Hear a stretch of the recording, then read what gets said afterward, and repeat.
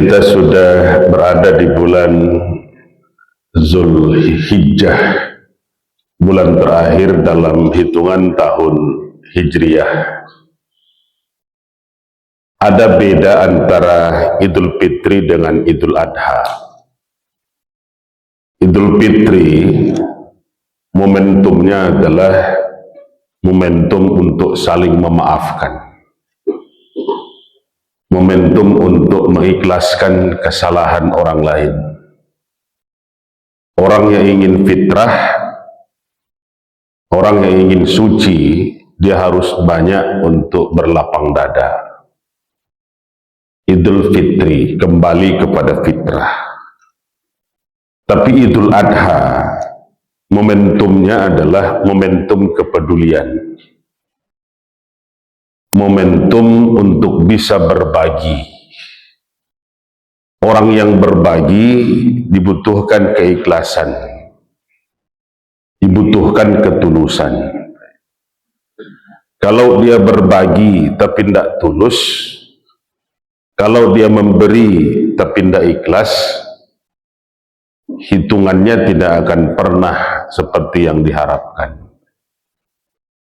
Oleh karena itu, kalau momentum Idul Adha pada tahun ini dapat kita bertemu dengan momentum besar ini, momen keikhlasanlah yang harus mulai kita tingkatkan. Satu kisah saya ungkap pagi ini. Kisah yang terjadi di kota Makkah ketika Rasulullah masih tinggal di kota Makkah. Di satu batas tanah antar dua tetangga ada satu pohon korma yang sangat lebat dan sangat besar mayangnya. Pohon korma itu milik orang kaya, tapi ditanam di garis batas tanah yang berbatasan dengan orang miskin. Maka separuh batangnya itu justru ke tanah orang miskin. Dan mayangnya yang paling lebat, buahnya yang paling banyak itu mengarah ke arah tetangganya yang miskin itu. Yang miskin ini anaknya banyak, masih kecil-kecil. Jadi tiap hari kalau anak ini lagi bermain di dekat rumah atau mau keluar rumah, yang terlihat pertama adalah pohon korma yang sedang lebat dan mayangnya sedang berbuah banyak. Mau keluar rumah, yang nampak mayang korma ini. Mau masuk ke rumah, yang terlihat buah yang sangat lebat, tapi milik tetangga sebelah. Namanya anak-anak, air liurnya kan mudah naik turun, seleranya kan mudah datang. Persoalannya muncul, tetangga sebelah tidak mau berbagi. Diminta baik-baik juga tidak dikasih. Bahkan buah korma yang jatuh ke tanah orang miskin ini dipungut oleh anak-anak kecil di rumah itu, lalu dimasukkan ke dalam mulut, sudah dikunyah, mau ditelan, ketahuan sama pemilik korma tetangga sebelah. Dia datang menemui anak-anak itu, dia suruh untuk dikeluarkan lagi dari mulut yang sudah hampir dikunyah dan ditelan itu. Dia keluarkan lagi, dia cungkil lagi agar jangan sampai tertelan. Jadi tidak tahanlah ibu dan keluarga di rumah si miskin ini yang tiap hari melihat korma yang makin ranum makin masak, makin lebat, datanglah mereka menemui Rasulullah. Ya Rasulullah, bantulah keluarga saya. Di batas tanah saya, di dekat rumah, ada sebatang pohon korma yang sangat besar batangnya, sangat lebat buahnya, sangat besar mayangnya. Korma itu milik tetangga sebelah saya yang kaya. Persoalannya ya Rasul, mayang dan buahnya itu justru lebih banyak mengarah ke arah rumah saya.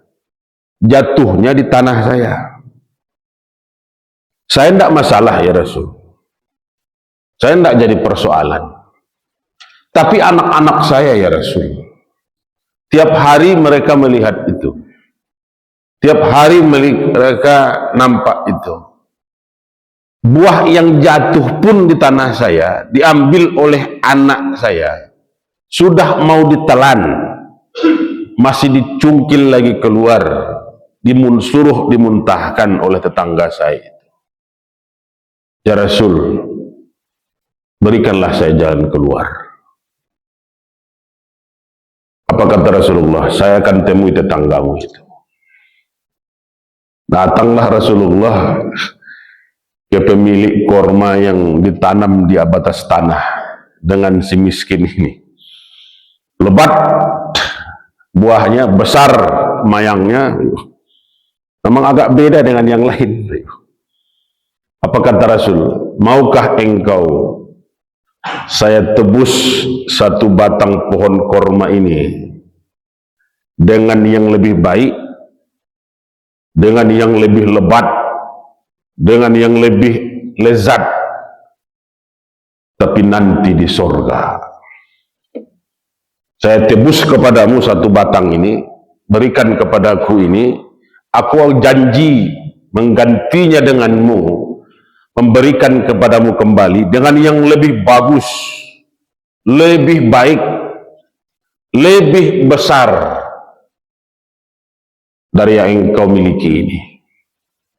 Apakah jawab pemilik pohon korma yang sebatang ini? Maafkan saya Muhammad, pohon korma yang satu batang ini yang paling saya cintai dari seluruh pohon korma milik saya. Buahnya paling enak, mayangnya paling besar, buahnya paling lebat. Saya tidak akan mungkin menjualnya. Saya tidak akan bisa memberikannya kepada Muhammad. Ini pohon korma yang paling kusayang. Inilah pohon korma yang paling kubanggakan. Inilah yang paling kucintai. Tidak mau engkau saya tebus dengan hal seperti itu? Tidak bisa Muhammad. Dengan kecewa, kembalilah Rasul dari tempat tersebut. Rupanya kisah ucapan Rasul ini terdengar oleh beberapa orang sahabat. Datanglah Abu Dahdah menemui Rasulullah. Ya Rasulullah, ada apa Abu Dahdah? Apakah kepadaku berlaku juga tawaranmu terhadap penebusan batang korma yang satu batang di batas tanah tersebut? Kalau ku tebus ya Rasul, kalau ku ganti, berlaku tidak kepadaku hal yang sama?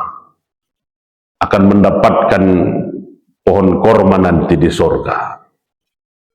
Apa jawab Rasul? Berlaku untuk siapa saja. Berangkatlah Abu Dahdah ke rumah pemilik pohon korma yang di batas tanah ini. Berapa harga pohon kormamu? Kebun saya paling luas,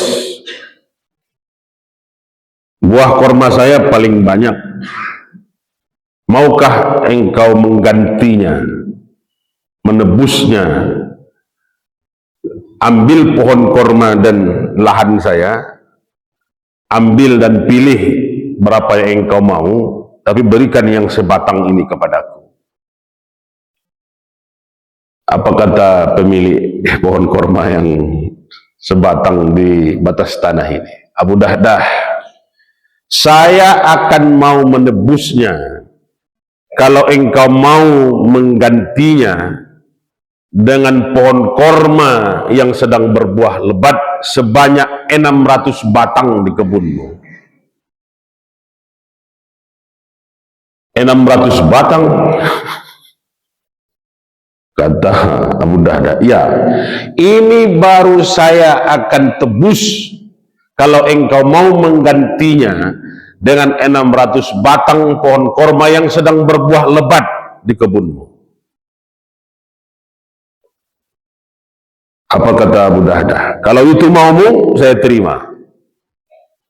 Deal, hari ini ambil dan pilihlah pohon korma di kebun saya sebanyak 600 batang. Pilih sendiri yang sedang berbuah lebat. Tapi mulai hari ini, korma yang 1 batang ini, akulah yang empunya. Akulah pemiliknya. Akulah yang berhak mengambil buahnya. Deal. Begitu sudah salaman, datanglah Abu Dahdah menemui Rasul sambil senyum-senyum. Ya Rasulullah, sudah tuntas, sudah beres. Apa yang beres, Abu Dahdah? Pohon korma itu sudah aku tebus, ya Rasul. Engkau tebus? Dengan apa engkau tebus? Dia minta kepadaku 1 batang itu ditebus dengan 600 batang yang sedang berbuah lebat di kebunku. 600 batang yang sedang mau panen raya. Sudah saya tebus, ya Rasul. Sekarang saya serahkan kepadamu yang 1 batang itu. Terserah. Mulai hari ini sudah saya serahkan kepadamu, ya Rasul, dan itu menjadi milikmu. Kalau akan diserahkan kepada anak-anak yang miskin di sebelahnya, itu terserah kepadamu, ya Rasulullah. Apa jawab Rasul? Saya melihat alangkah lebat dan besar tandan mayang pohon kormamu di sorga. Jadi satu di antara sahabat Rasul, Pak Ibu, yang sudah dipastikan punya 1 batang pohon korma yang sangat lebat nanti, sangat besar mayang dan tandannya itu, hanya 1 di antara sahabat, Abu Dahdah. Ada riwayat lain, kalau Rasul menjelaskan seseorang naik onta di bawah pohon korma yang milik Abu Dahdah itu, butuh beberapa tahun baru bisa melewati jarak daunnya itu. Berapa nanti besarnya pohon korma Abu Dahdah itu, supaya bisa dari ujung daunnya ke ujung terakhir itu butuh perjalanan sekian tahun. Ditebus dengan 600 pohon korma yang sedang berbuah lebat. Turunlah ayat ketika itu. Ayat ini rata-rata Bapak Ibu sudah hafal ini. Surat Al-Lail. Wal-laili iza yaghsha wan nahari iza tajalla wa ma khalaqaz zakara wal unsa inna sa'yakum lasatta fa amma man aqta wattaqa wa saddaqa bil husna fasanuyassiruhu lil yusra. Ini kan sumpah ini, demi malam apabila telah menutup cahaya siang, dan demi siang apabila terang benderang, demi penciptaan laki-laki dan perempuan. Inna sa'yakum lasatta, sesungguhnya usaha kamu berbeda-beda. Fa'amma man aqta wattaqa, siapapun di antara kamu yang mau menafkahkan hartanya di jalan Allah dan bertakwa, wasaddaqa bil husna, dan membenarkan janji yang disampaikan kepadanya, percaya yakin dengan janji Allah, fasanuyassirhu lil yusra. Allah pasti akan berikan kepadanya jalan kemudahan. Allah akan pastikan kepadanya diberikan balasan. Semua akan diberikan balasan kemudahan, hal-hal yang akan mudah dalam hidupnya dari dunia sampai ke akhirat. Ujung ayat, Pak Ibu. Wa amma man bakhila wasta'na. Tapi siapapun di antara kamu yang sempilik karyang saku bajai, yang bakhil, Pak Ibu, yang baretong kancang, wa amma man bakhila wasta'na wa kazzaba bil husna, dan mendustakan janji kami, fasanuyassiruhu lil usra, maka dia akan mendapatkan berbagai macam kesulitan, kesusahan, berbagai macam masalah. Apa Ibu, ayat ini turun di ketika itu. Maka kalau momentum Idul Adha itu kepedulian, Pak Ibu, apa yang sebenarnya bisa kita bagi? Selama ini kita kan makan enak, randang, dendeng, kalio, gulai korma. Dari yang kita masak, Pak Ibu, yang dihidangkan di meja kita, yang dinikmati keluarga kita, bara karek yang sampai ke orang. Kadang-kadang kan asoknya sih yang sampainya. Ratu-ratu kan baunya sih yang sampainya. Orang sebelah masak randang lah. Orang sebelah ambil kalio lah. Kan baunya sih yang dikirim ke orangnya. Bila masuknya kau bagi itu, apa Ibu? Ini yang saya hitung-hitung itu dengan Bapak Ibu kemarin. Kepada siapa kita bisa mengadu lah, jelas.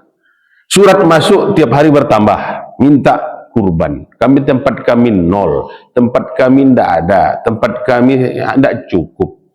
Rasanya sudah 44 surat sampai sore kemarin, Pak Ibu. Yang masuk itu, saya tidak ngitung kalau lewat WA. Kalau disampaikan lewat telepon, tidak. Yang ada BB-nya saja lah yang dihitung, Pak Ibu. Sampai surenya, Pak Ibu, lari tanda tangani, Pak Ibu. Pastilah kan lemah mana itu. Kalau Bazul tolonglah cik anda, itu enggak. Pak Ibu. Lah pakai sure, lah pakai disposisi, Pak Ibu. Anda kayak dari kita, Pak Ibu, itu rusunawa Toto Tangah nol baru, Pak Ibu. Karena orang di rusunawa itu. Maka intuk ridullah qardon hasanan, pinjamkan saja kepadaku, kata Allah, pinjamkan. Yudha'ifu lakum, aku akan ganti dengan balasan kebaikan yang berlipat ganda. Pak Ibu, surah At-Taubah itu, innallaha astara minal mu'minina anfusahum wa amwalahum bi anna lahumul jannah. Allah lah yang membeli, Allah yang bayar. Hartamu, dirimu, Allah bayar seluruhnya. Allah yang bayar dari orang-orang beriman itu, hartanya, dirinya, bi anna lahumul jannah, harga pembelinya adalah surga. Makanya kalau dilihat Ibu, janji Rasul, orang-orang yang pemurah itu qaribum minan nas, dekat dengan manusia. Qaribum minallah, dekat dengan Allah. Qaribum minal jannah, dekat dengan surga. Ayo tiga dong. Bonus besar itu tiga itu. Orang yang pemurah, Pak Ibu, bonusnya tiga. Dekat dengan orang banyak. Dunsana akrab akur, tetangga aman. Orang banyak sanang. Orang yang pemurah itu dekat dengan manusia, orang banyak. Dekat dengan Allah, dekat pula dengan surga. Sebaliknya, orang yang sempilik, wa amman bahila wastaqna, surah Al-Lail itu, orang yang sempilik, ba'idam minan nas, jauh dari manusia. orang banyak nak nombor tu keluarga sih nak nakik tu cucu sih nak minum nakik tu cucu malih awak nenek sempili je malih awak kakek nak pernah mengasih kue tu ibu cobalah cucu sih tak bisa nakik apa salah padahal mestinya kan cucu itu kan nakikkan neneknya dakik ke kakeknya, dakik itu daripada ke ayahnya tu. Nenek, kakek tak berani menampar cucu tu. Tak berani mengambilangan cucu. Yang berani Qariban minan ba'idan minan nas, jauh dari manusia. Ba'idan min Allah, jauh juga dari Allah. Jauh ba'idan minal jannah, jauh juga dari surga. Nah, mendekatkannya kita pakai momentum ini. Tawaran itu tidak banyak, hanya 4 hari. Dan ini kita alhamdulillah serentak, Pak Ibu. Dari Sabang sampai Merauke, Miangas sampai Pulau Rote, terus sampai Arab Saudi, Pak Ibu, semua sepakat. Idul Adha, takbiran, Pak Ibu. Jumat, Sabtu, Minggu, Senin. Bapak Ibu, jangan lagi puasa pada hari Senin. Allah tidak lihat puasa kita lagi. Yang dilihat ada ndak kepedulian kita. Jadi puasa sih orang birang ju Tuhan. Lah puasa sih orang kalau ndak pedulinya aku no puasa tu. Lah banyak puasa sunat mah, lah banyak puasa sih lah. Allah juga marah kalau kita ndak mau peduli. Apa Ibu, mudah-mudahan di momentum ini menjadi yang terbaik kepada kita untuk bisa berbagi. Karena bagaimanapun Pak Ibu, janji Allah tidak akan pernah engkar. Innaka la tukhliful mi'ad. Pohon korma masih bisa disiapkan satu untuk seorang yang pemurah. Hanya gara-gara menebus satu batang dengan 600 batang. Kita kadang-kadang kalau menebus satu dengan satu aja kadang-kadang beretong kita. Ikut 600. Dan anehnya Abu Dahdah, Pak Ibu, istrinya tak protes. Anaknya tak protes. Apa Ibu, kita masalah kita kan itu. Apa nomu? Ibu bah, wadang buana mah dia Pak Ibu. Tiba di anak mereka. Abu Dahdah tiga kok. Pak Ibu, setelah menemui Rasul, dia menemui anak sama istrinya di kebun korma yang mereka punya itu. Ini semua sudah ayah tebus dengan satu batang. Keluar anaknya dan istrinya dari kebun itu hari itu juga. Tinggalkan seluruh yang ada di sini. Ibu, kalau ada pohon koma salaweh itu kan berarti ada pondoknya lah ada di sini, rumahnya lah di sini. Kaluan salaweh, tinggal. Anaknya tak protes, istrinya tak ada cemberut. Mudah-mudahan kita punya keluarga yang seperti itu, yang mudah untuk berbagi. Pak Ibu, ayatnya, suratnya bisa dilihat hari ini, surat Al-Lail. Turunnya karena momentum itu. Banyak maaf. Assalamualaikum warahmatullahi wabarakatuh.